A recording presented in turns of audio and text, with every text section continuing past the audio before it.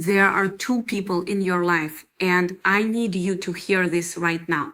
Two specific people who have been quietly, deliberately working to take what was meant for you, not your money, not your car, not anything you can hold in your hands, your destiny, the path that was written for you before you even had a name. And here is what's wild, what's actually wild. They almost got away with it. Almost. Because here's the best way I can describe what they were doing. Imagine someone spent years trying to hack into the bank account of your soul. They wanted to spend the blessings that were meant for you, using your name to open doors they didn't earn, cashing checks they had no right to touch. They thought they were clever. They thought they had the passwords. But they didn't realize that higher powers have the ultimate fraud protection system against that people, and it never sleeps. It just flagged their transaction. It logged them out, and now they are sitting there holding the bill for everything they've tried to steal. That's where we are right now. Stay with me, because I need you to feel the weight of what I'm about to say.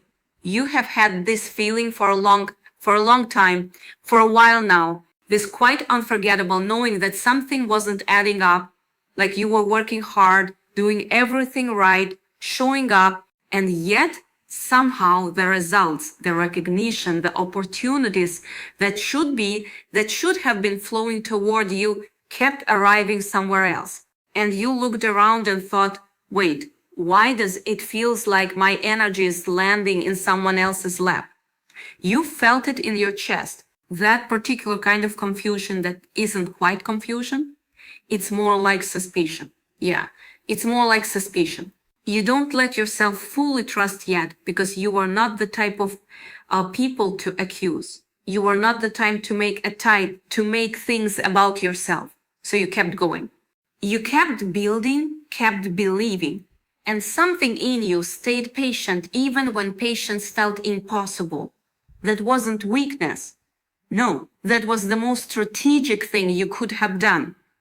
Your silence wasn't weakness. It was the space higher powers needed to build against them. While you were being still, spiritual legal work was being done on your behalf. Evidence was being gathered. Witnesses were being positioned, and the transcript of truth was being written in ink that nobody can erase, because while you were being patient, something else was being set in motion that you couldn't see yet. Let me tell you what I was showing, because this is going to hit somewhere specific inside you, and I need you to feel it, to let it in. It was, I was shown a dream. Not a regular dream, the kind you forget before breakfast. A clear, vivid, almost uncomfortable, specific dream that I knew the moment I woke up was meant to be delivered. In this dream, there was a person, and this person had something stolen from them. Not a random thief, not a stranger in the night. It was two people who knew them, two people who had been close enough to study them, watch them, understand exactly what they were carrying and exactly how to take it. They took the vehicle that represented this person's whole life, their direction, their momentum, their destiny path. And the thief wasn't impulsive. It was calculated. These two people wanted to drive that life as it belonged to them. They wanted their destination without the journey. They wanted their reward without the becoming, and they genuinely thought they were going to get away with it. And here is where it gets strange, because this is the part that stayed with me when I woke up.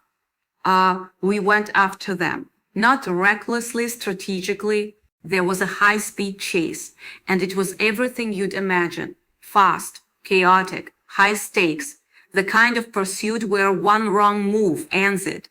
And here is what I want you to notice about that chase. We could see where they were going before they went there. We were ahead of them. Even while they thought they were running, they kept driving, kept accelerating, kept believing that speed was going to save them. And then they hit a trap, not a trap we set, a trap that was already there, already waiting, like the universe had looked at the entire situation long before any of this started and said, no, this ends here, and laid the ground for exactly this moment. Their car went off the road, a ditch, full stop. And know what this reminds me of?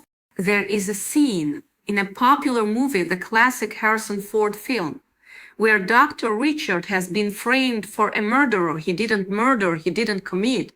Someone set him up deliberately, someone close to him, someone who knew exactly how to make the evidence point the wrong direction. And for most of that movie, Kimmel was running, he was exhausted, he was hunted. He looks guilty to everyone watching from the outside. The whole system is working against him. And there is this moment, this specific moment, where U.S. Marshal Samuel by Tom Jones corners him at the edge of a drain tunnel. And Kimball shouts, I didn't kill my wife. And Gerald looks at him and says, I don't care.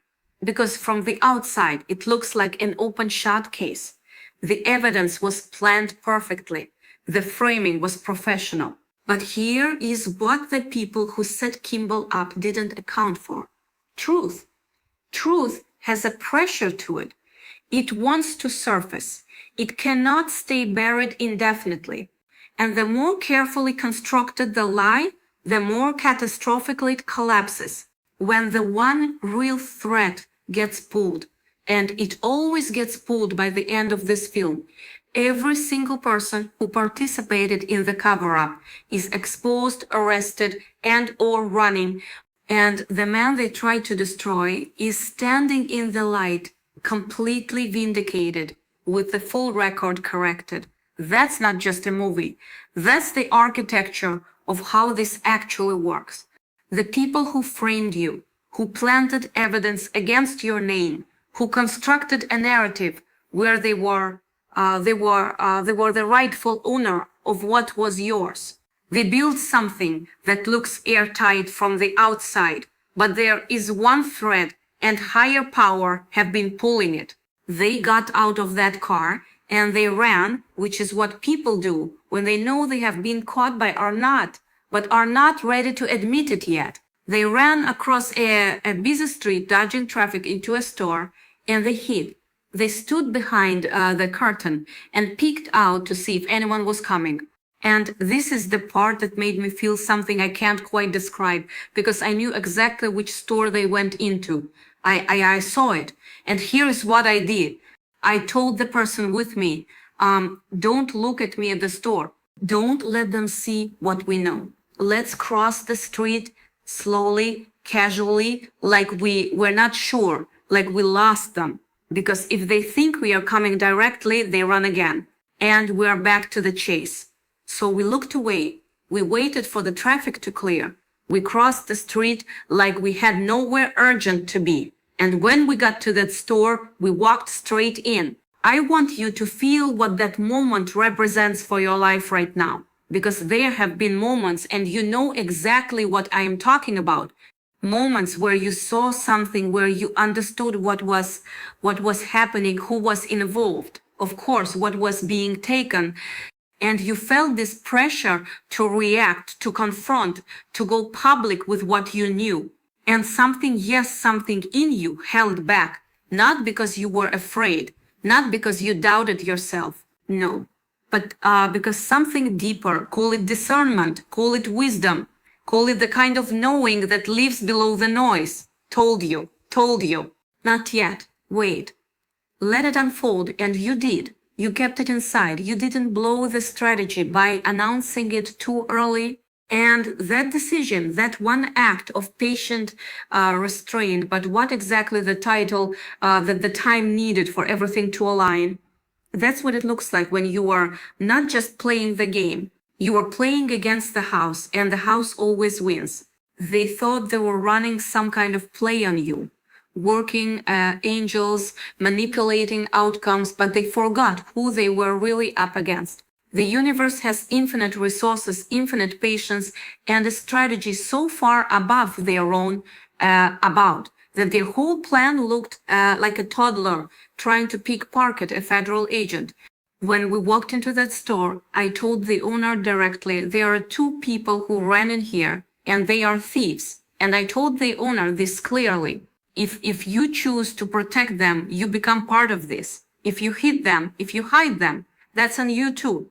And the owner of that store, who had been somewhere in the middle of this situation, knew more than they were saying, who maybe even helped a little and was hoping no one would notice. That person looked at what was happening and made a fast decision. They were not going to go down with this. They told those two people, get out. And I can't have this in my space. You need to leave right now.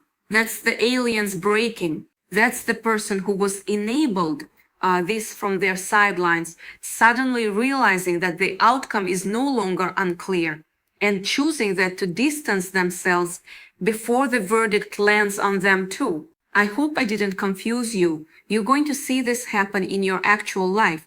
Maybe you're already seeing it. Someone who was part of the background story of what was taken from you, suddenly stepping back, suddenly unavailable, suddenly acting like they never really knew what was going on. That's not a coincidence. That's them reading the room and trying to survive what's coming. The table they prepared to eat. Your blessings has been turned. And now they are the ones being served a plate of justice. And nobody at the table. That table looks comfortable anymore. We confronted those two people directly. And I said to the person who had everything stolen from them, show your ownership, show the paperwork, show what belongs to you. And they did. They had proof, their real proof, the kind that cannot be questioned. And when those two people were confronted with that, they scrambled.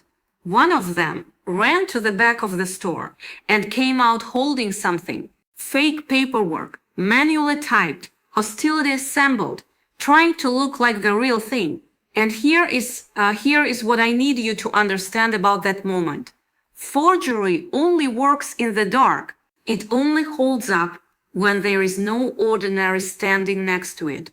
The moment real ownership walked into that room, the imitation fell apart. Everything they had built to look like what belonged to someone else collapsed under the pressure of the real thing standing right next to it. Because you can forge a document, but you cannot forge a destiny. No, never. You can try to cancel someone's path, but the universe just revoked your access to their energy permanently with no appeal process. That access is gone. The credentials they were using to move through spaces that were meant for you have been flagged, blocked, and reported.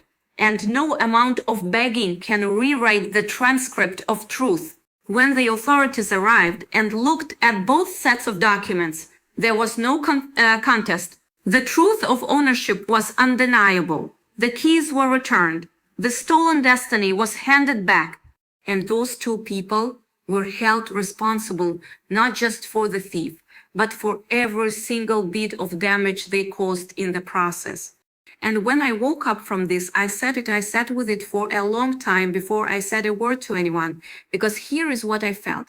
This dream wasn't about one person. It was about a whole category of experience that a specific group of people has been living through quietly, without language for it, without anyone standing up and saying yes. Yes, what you've been sensing is real. What you've been feeling, that something was operating against you that you couldn't quite name.